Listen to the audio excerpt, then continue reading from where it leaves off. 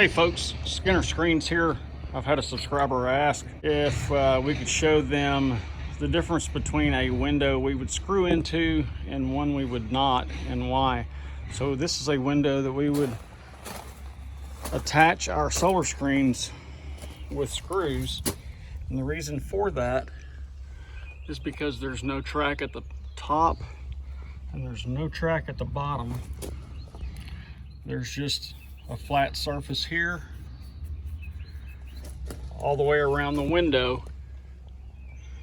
And so for this type of window, we would put 2 screws at the top corners, a screw at the bottom corners, and 1 here at each side of the sash to secure this solar screen. And this would be an example of a window where we would not screw them on because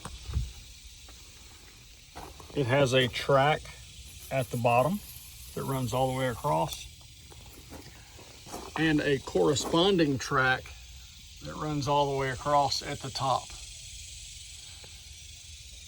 And so we would slide the screen into that track and into this track, and we would not have to screw it in. So it kind of gives you an example of 2 different types of windows where we would screw them in and not screw them in. Give us a like if you like what you see, and hit that subscribe button. Leave a comment in the section down below.